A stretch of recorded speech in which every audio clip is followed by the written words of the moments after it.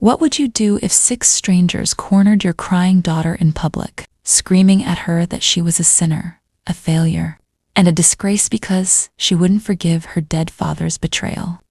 That nightmare happened to me, but my mother-in-law had no idea. I was about to expose her so brutally that her entire church would shun her forever. Imagine your teenage daughter, alone at a market, suddenly surrounded by 6 strangers, all screaming at her about how she's a bad Christian and a terrible sister. That's what my ex-mother-in-law arranged for my kids. But what she didn't know was, I had the receipts, and when I was done, her entire church turned its back on her. But before I tell you exactly how I destroyed her reputation, you need to understand just how far her lies went. And trust me's worse than you think. If you've ever wanted to see a bully brought down by their own lies, you're going to love this. Hit that like button, subscribe for more stories of revenge, and let me take you into one of the most twisted family dramas you've ever heard, where lies met cold, hard proof. My name is Sarah. I'm 46 years old, and I've been through enough family drama to fill a whole library of soap operas. My husband, ex-husband, died in a sudden accident last year. That was devastating enough, but what came with his death? Secrets, betrayals, and 2 children I never asked for. Before he died, I found out he'd been cheating on me, not just once. He had a full-blown second life, and with that mistress, he fathered 2 little boys. She also passed away, which meant those boys were left orphaned.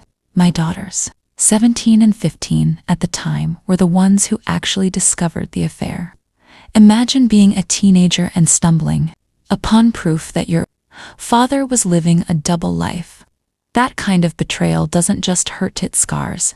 And just when you think that's the worst part, his parents decided to make everything 10 times worse. So when he died, who came knocking? His parents.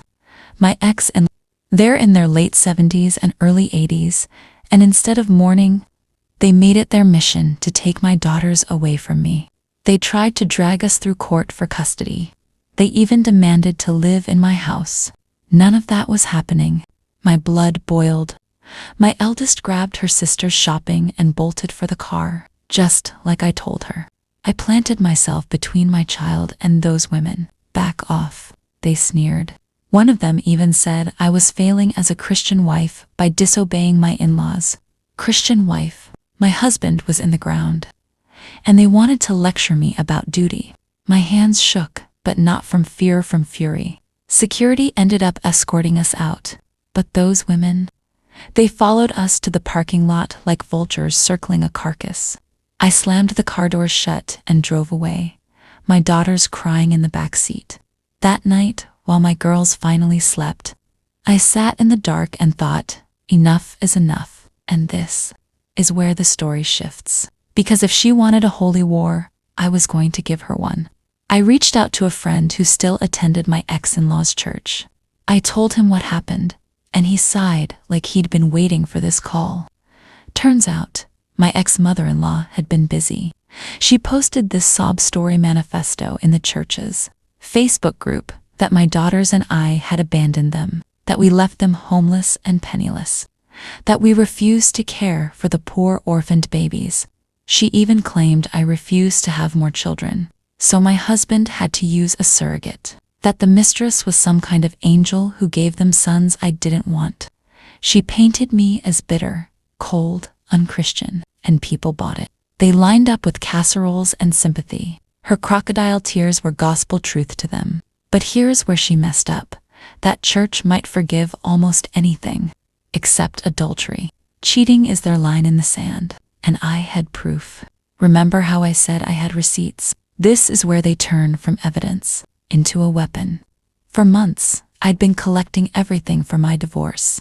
Photos of my ex with his mistress, texts, emails, parents supporting his cheating, and blaming my daughters for exposing it.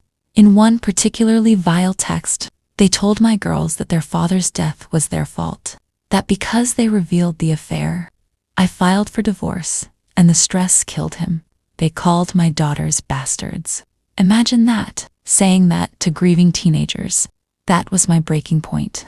The next day, I went to a print shop. I didn't just print those receipts, I made them beautiful, high quality, glossy paper. Then I sat at my dining table for hours, sliding each piece into personalized binders that looked like hymn booklets. And on the very first page, a full-color photo of my husband and his mistress making out in our living room, with the caption, "Ex-husband and affair partner's love story." My heart pounded as I packed them up. But I wasn't scared anymore. I was ready. Can you imagine walking into a church full of people who think you're a monster, while holding the one thing that can flip the entire story upside down? Sunday morning, I walked into that church like I belonged there, and in a way, I used to sit in those very pews. In the back, there's a desk stacked with song booklets for anyone who forgets theirs. Nobody checks them. Perfect. I slid my binders in, neat as soldiers. Then I walked out. It didn't take long. That afternoon, the gossip mill exploded. My phone buzzed nonstop with updates. The Facebook group lit up with outrage. Words so harsh the pastor himself had to step in to stop the public name-calling. But it wasn't just my ex they turned on, it was his parents. People saw the texts, the bullying, the lies. Sympathy evaporated overnight. My ex-mill went from poor grieving widow to accomplice in sin in less than 24 hours. The best part? My daughters got apology letters, real, handwritten apologies. Some even invited us back to church for support.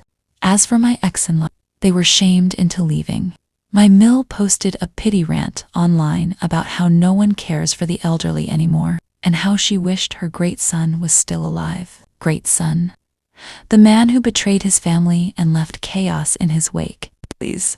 They lost everything they cared about most, their reputation, and me.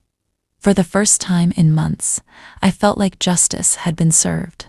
Here's what I learned: when people weaponize lies, the truth becomes the sharpest blade. My ex-mill tried to paint me and my daughters as villains, but in the end, her own hypocrisy did the job for me. Sometimes karma just needs a little push.